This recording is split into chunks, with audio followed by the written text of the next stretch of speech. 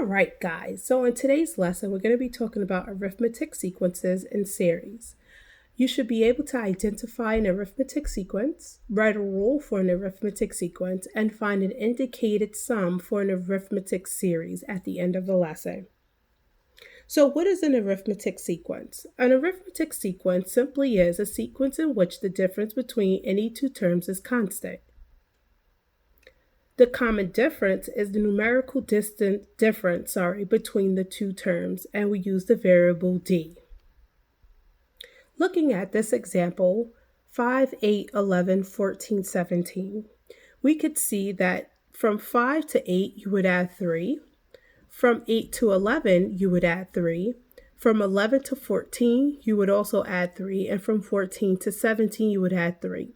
So because what's being added is constant, we would say that yes, it's an arithmetic sequence and a common difference, or d, is equal to 3. And if we had to identify the next three terms in a sequence, we would say they would be 20, 23, and 26, because you would add 3 to 17, which will give you 20, and then 20 plus 3 will give you 23, and then 23 plus 3 will give you the 26. Looking at this particular example, 1, 2, 3, 5, 8, we can see that the first two numbers that we would add are the same. So from 1 to 2, you would add 1, and then from 2 to 3, you would add 1. However, from 3 to 5, you would have to add 2, and from 5 to 8, you would have to add 3. So therefore, this sequence is not an arithmetic sequence. What I would like for you to do now is to try question 2 and then 4 through 6 on your papers. Check your answers.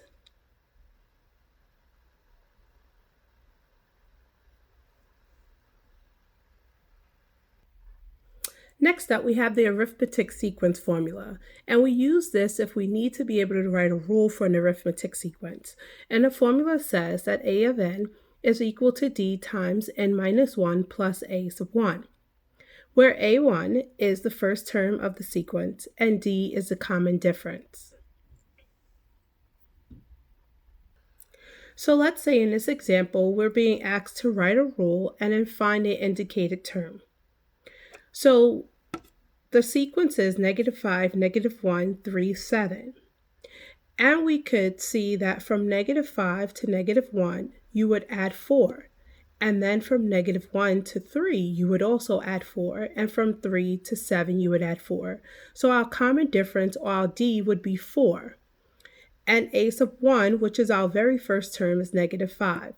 So if we take these two particular values and we plug them into the arithmetic sequence formula, we would get that a sub n is equal to 4 times n minus 1 plus -5. And then using our algebra skills, we can simplify the expression, and we would get that a sub n is equal to 4n minus 9. And in this particular example, we're asked to find a sub 24. So once we have the rule, all we have to do is replace n with 24, which is the term that we're looking for. And if we replace n with 24, we get that a sub 24 would be 87. What I would like for you to do is to pause the video and try questions 8, 9, and 10. Check your answers.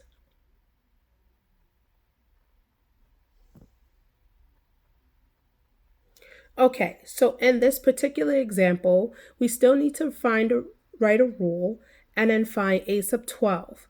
But the difference here is that they didn't give us the sequence. They gave us a sub 1, which is the very first term, and they gave us a sub 3, which would be the third term in the sequence.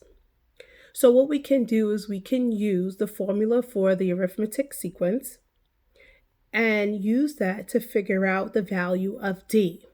So if you look at the work here, okay, so this is the formula, and so what was replaced was, we know a sub 3, right? And that's a -7.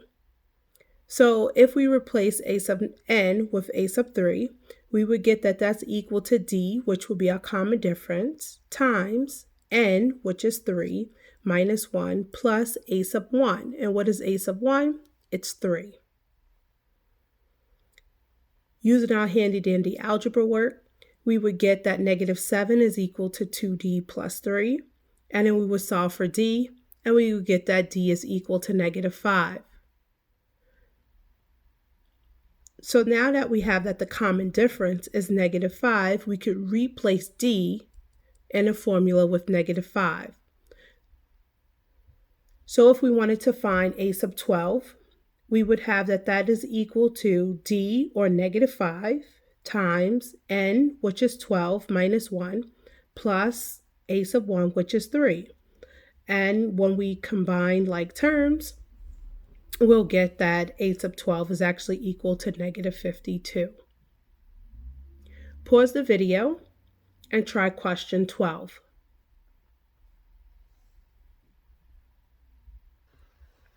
Okay, let's say the question asks us to find the sum of an arithmetic series. If that's the case, we're going to use the following formula, that s of n is equal to n times a sub 1 plus a sub n divided by 2, where n is the number of terms, a sub 1 is the very first term, and a sub n is the last term. In this particular example, we have the series, and we're being asked to find the sum for the series, and we're looking for s of 10. So what we need to do is first figure out what the common difference is, okay? And so if we look, if we went from 2, 4, 6, 8, we could tell that the difference here, or what's being added to the previous term, is 2. And an a sub 1 would be 2. 2 is the very first term in the sequence. So a sub 10 would be equal to 2 times 10 minus 1 plus 2. So what happened here was we used the arithmetic sequence formula and plugged in d, n, and a sub 1. And if we combine and simplify, we get that a sub 10 is equal to 20. Now this 20 ends up being a sub n. So that way we could plug it into the arithmetic series formula. So to find the indicated sum for the arithmetic series, we would say that s of 10 is going to be equal to 10, which is n, times 2, which is the very first term of the series, plus 20, which is the last term of this series, divided by 2. When we simplify the expression, we get 10 times 11, which gives us a sum of 110. All right, so in this example, we don't have the sequence written out in the example as previous. Now we have the Greek letter sigma in it. And we know from our previous work that 8 is going to be the first term number, and 17 is going to be the last term number. And our rule is going to be negative 2n plus 3. So what I can do is to figure out what the very first term is going to be, I could replace 8 in for m. And I get negative 2 times 8 plus 3, which is going to give me a total of negative 13. To find the last term, I'm going to replace m with 17. And when I replace it with 17, I get a total of negative 31. So there's my a sub 1, there's my a sub n, and now I could plug it into the arithmetic series formula. So s of 17 is going to be equal to 17 times negative 13 plus negative 31 divided by 2, which is going to give me a total of negative 374. What I would like for you to do is to pause the video, take down anything you need, and then try questions 14 and 15.